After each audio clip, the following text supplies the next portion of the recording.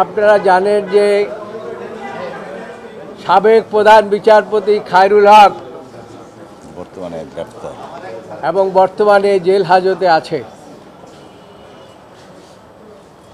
তিনি একটি জাজমেন্ট দিয়ে, যে জাজমেন্টটা নোন অ্যাজ 13 অ্যামেন্ডমেন্ট জাজমেন্ট, এই জাজমেন্টের মাধ্যমে তিনি গণতন্ত্র হত্যা করেছেন, এই দেশের গণতন্ত্র ধ্বংস করেছেন, ফ্যাসিস্ট কায়েম করেছেন, এই দেশে একটা ফ্যাসিস্টিজম কায়েম করেছেন। এই দেশে তিনি এমনভাবে গণতন্ত্রকে হত্যা করেছেন অ্যাজিব ফ্যাসিস্ট শেখ হাসিনার উত্থান করেছেন। যে নির্দেশ, সেই নির্দেশ পালন করে তিনি জাজমেন্ট দিয়েছেন। তার জাজমেন্টের ফলে ওইটাকে সবসময় কোট করে, যদিও এটা কোনো জাজমেন্ট না, আমরা আজকে বলেছি, এটাকে কোট করে পার্লামেন্টে সংবিধান অ্যামেন্ডমেন্ট করে 15th অ্যামেন্ডমেন্ট করেছিল, সেটাও ইতিমধ্যে বাতিল হয়ে গিয়েছে। আপনারা জানেন যে তিনি,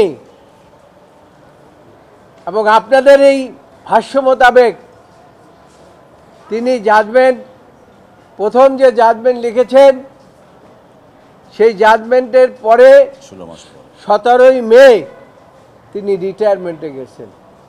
এই রিটায়ারমেন্টের 16 মাস পরে, ঠিক যেভাবে সংবিধান অ্যামেন্ডমেন্ট হয়েছে এর পূর্বে, সেই সংবিধান মোতাবেক তিনি জাজমেন্ট দিয়েছেন।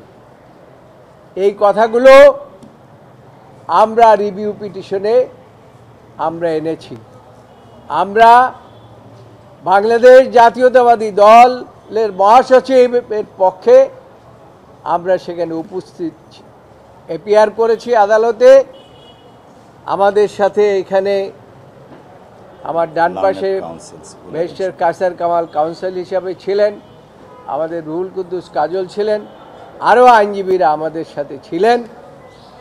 এখানে আমাদের আজকে যে হিয়ারিংটা হয়েছে, সেখানে দুটো মামলা একসাথে হিয়ারিং হয়েছে। একটা হয়েছে আমাদেরটা আর জামাত ইসলাম এবং জামাতে ইসলামেরটা। আমি যেহেতু বৌদ্ধ মামলার সিনিয়র এই কাউন্সিল, বোধ মামলার সিনিয়র কাউন্সিল হিসাবে উপস্থিত ছিলাম, ওই মামলারও সিনিয়র কাউন্সিল হিসেবে উপস্থিত ছিলাম, সেই কারণে আমি জাজমেন্টটা পড়তে দিয়েছিলাম একজন আইনজীবী, আমাদের একজন জুনিয়র ফ্রেন্ডকে, তিনি জাজমেন্টটি পড়েছে। জাজমেন্ট পড়ার পরে আমাদের সাবমিশন লিগ্যাল আর্গুমেন্ট আমি করেছি। আমি আদালতকে বলেছি, মাননীয় আদালত, এটাই আসল। এই জাজমেন্টটি আইনের দৃষ্টিতে কোনো জাজমেন্ট হয় নাই।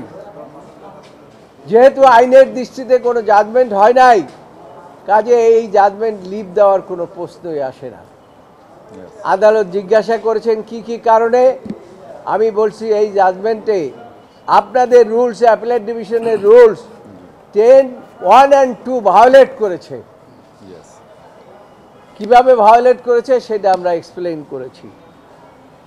কারণ প্রথম জাজমেন্ট দেওয়ার পরে 16 মাস পরে আর এটা চেঞ্জ করতে হলে পরে রিভিউ করতে হয়, অথবা পার্টিকে অবহিত করতে হয়, এই ক্ষেত্রে কিছুই করা হয়নি। তারপরে সেকেন্ড কথা বলেছি যে এই জাজমেন্টের পরেই অ্যামেন্ডমেন্ট হয়ে গেছে সংবিধান, সেটাও বেআইনি। প্রাথমিক জাজমেন্টের পরে সংবিধান অ্যামেন্ডমেন্ট হয়ে গেছে, এটাও বেআইনি। সেটার উপরে 15th অ্যামেন্ডমেন্ট, সেটা চ্যালেঞ্জ হয়েছে, এটা রুহুল কুদ্দুস কাজলও বলেছে, আমরাও বলেছি। থার্ড কথা বলেছি, জনাব খায়রুল হক 17ই মে রিটায়ারমেন্টে গিয়েছে। রিটায়ারমেন্টে যাওয়ার পরে কোনো জাজের তার থাকে না, শপথ থাকে না, অর্থাৎ 17ই মে তার শপথ চলে গিয়েছে। এই শপথ চলে যাওয়া অবস্থায় কোনো জাজমেন্ট তিনি লিখতেও পারেন না, দিতেও পারেন না। তারপরে সেটার সাপোর্টিংয়ে বলেছে, আদালত জানতে চেয়েছে এটার সাপোর্টিংয়ে কি আছে। আমরা সেখানে বলেছি যে 16 DLR এ একটা জাজমেন্ট আছে অ্যাপেলেট ডিভিশনের, সেটা আজ পর্যন্ত সেটা ওভাররুল হয় নাই এবং সেই জাজমেন্টটা দিয়েছিলেন একজন ঐতিহাসিক চিফ জাস্টিস যার নাম হয়েছে লর্ড কর্নেলিয়াস এবং আরও 4 জন জাজ সেখানে উপস্থিত ছিলেন। এখানে কনক্লুশনটা ছিল এ জাজ after his retirement he cannot write and sign the judgment. If he write and sign the judgment in the eye of law, There is no judgment. there is no judgment. That is not the judgment. Since this was the decision of the apex court of this country, সেই ক্ষেত্রে যেটা আজ পর্যন্তই হয় নাই, সেই কারণে আপনাদের লিভ দেওয়ার কোনো প্রয়োজনীয়তা আছে বলে আমরা মনে করি না। আমরা মনে করি এই জাজমেন্টটা যেহেতু কোনো জাজমেন্টেই না, সেই জন্য এটাকে আউটরাইট ডিসপোজ আপ করে আপনারা খারিজ করে দিতে পারেন, সেটা সেট করে দিতে পারেন, আমাদের রিভিউটা অ্যালাউ করতে পারেন। এলাহাবাদ হাইকোর্টের রায়টা নিয়ে কি বলেছে? সেটা নিয়ে বলেছি যে 16 DLR এর এত পৃষ্ঠাও বলে দিয়েছি এবং বলেছি লর্ড যে ওখানে লর্ড কর্নেলিয়াস কর্নেলিয়াস। তার জাজমেন্টে তিনি ওপিনিয়ন দিয়ে বলেছেন যে এ জাজ এটা ডিটেল ডিসকাস বলেছেন যে জাজ রিটায়ার করলে পরে তার কোনো ওথ থাকে না, ওথ না থাকলে he can not write and sign the judgment. সেই ক্ষেত্রে যেহেতু খায়রুল হক এই জাজমেন্ট যখন সই করলেন 16 মাস পর এবং লিখলেন তার রিটায়ারমেন্টের 16 মাস পরে, এবং সেই জন্য বলেছি ওই জাজমেন্টকে উল্লেখ করে, এবং ওখানে প্রথমেই বলা আছে অ্যানোটেশনের মধ্যে, সেটাকে আমরা পড়ে শুনিয়েছি যে এ জাজ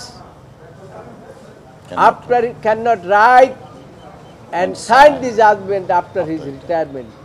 if he write and sign the judgment, that is not the judgment in the eye of law.